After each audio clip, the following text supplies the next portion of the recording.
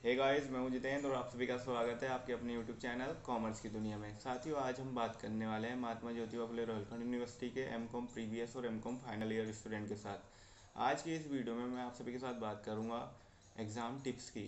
साथियों, सबसे पहले तो मैं आपको बता दूं कि आप एग्ज़ाम से पहले अपने आप को मेंटली प्रिपेयर करें कि आपका एग्ज़ाम पैटर्न क्या है।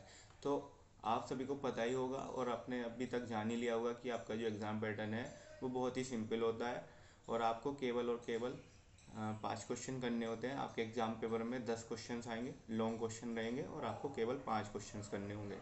अब आपका काम क्या होगा, इन 5 क्वेश्चन में आपको सबसे पहले अच्छी तरह से पेपर को पढ़ना होगा और पेपर को पढ़ करके आपको कुछ ऐसे 5 क्वेश्चंस पिक करने हैं जो आपके सबसे अच्छे आते हैं या जो सबसे बेस्ट आपको आते हैं। ठीक है, मैं आपको अगर एडवाइस करूँगा तो बिल्कुल सिंपली वे में मैं बोलूँगा कि आपको 5 ऐसे बेस्ट क्वेश्चंस चूज़ कर लेने हैं जिनका आंसर्स आप काफ़ी कम समय में सोच करके लिख सकते हो। ठीक है, एक क्वेश्चन ऐसा भी हो सकता है, एक या दो क्वेश्चन ऐसे हो सकते हैं जो आपके याद के ना हो, या ऐसा हो सकता है जिस पे आपको थोड़ा टाइम ज़्यादा देना पड़ जाए, तो कोई दिक्कत वाली बात नहीं है। बाकी अगर जैसे न्यूमेरिकल सेक्शन है तो उसमें आपको क्या ध्यान में रखना है, न्यूमेरिकल सेक्शन में आपको ध्यान रखना है कि यदि आपको न्यूमेरिकल नहीं आता है तो आप बिल्कुल भी टेंशन ना लें, न्यूमेरिकल का क्वेश्चन नहीं करेंगे आप। ठीक है, क्योंकि ऐसे न्यूमेरिकल क्वेश्चन को करके आपको मार्क्स मिलने की संभावनाएं कम होंगी और आप अगर थ्योरी में जाएंगे तो थ्योरी में लिख करके आपको मार्क्स थोड़े मिल सकते हैं। ठीक साथियों, अभी मेरा जो मेन पर्पज़ है आपको ये वीडियो क्रिएट करने का वो यही है कि आपके जो मन में डाउट्स चल रहे हैं तो वो निकाल दें। तो अगला जो क्वेश्चन रहेगा आपके मन का वो मैं ये बताने की कोशिश कर रहा हूँ कि आप सबसे पहले वो क्वेश्चन लिखेंगे जो आपका सबसे बेस्ट आता है, यानी कि सबसे अच्छी तरह से जो आपको याद है वो बेस्ट क्वेश्चन होगा आपका और उसे आपको लिखना है। ठीक, उसके बाद आपको उसे थोड़ा कम ज़्यादा समय लग जाए जिसमें वो क्वेश्चन लिखना है। लेकिन इस चीज़ में आपको एक चीज़ का विशेष ध्यान रखना है, वो है आपका राइटिंग।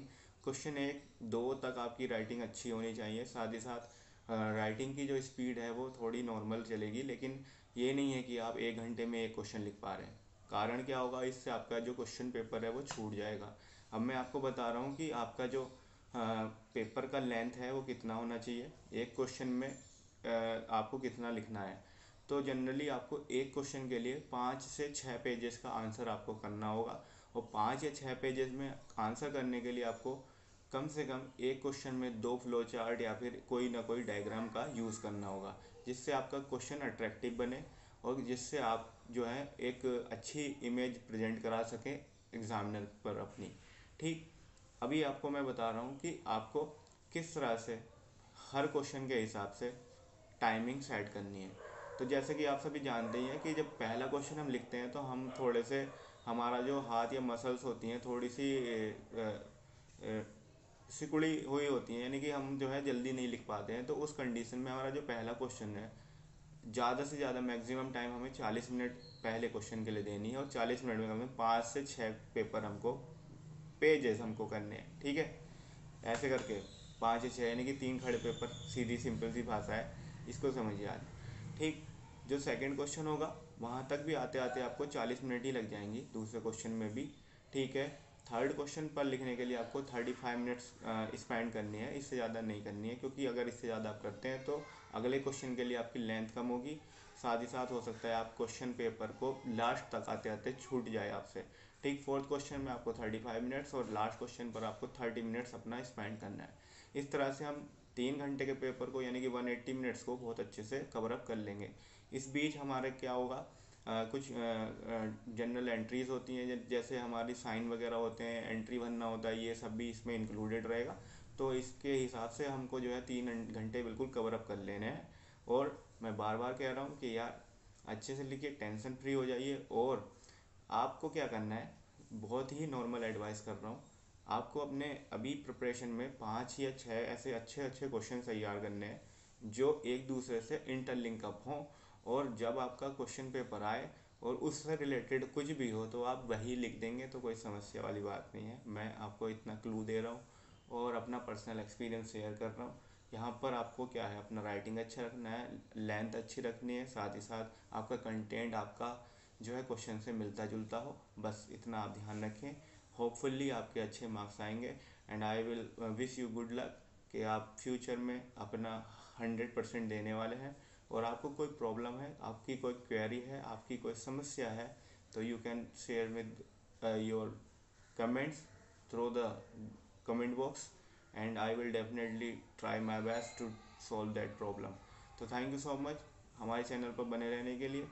और अगर आपने चैनल अभी तक सब्सक्राइब नहीं किया है तो प्लीज़ चैनल को ज़रूर सब्सक्राइब करें।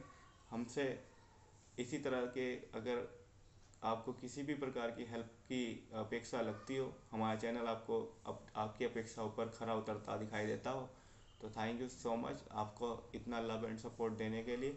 आगे भी इसी तरह से हमें प्यार देते रहिए।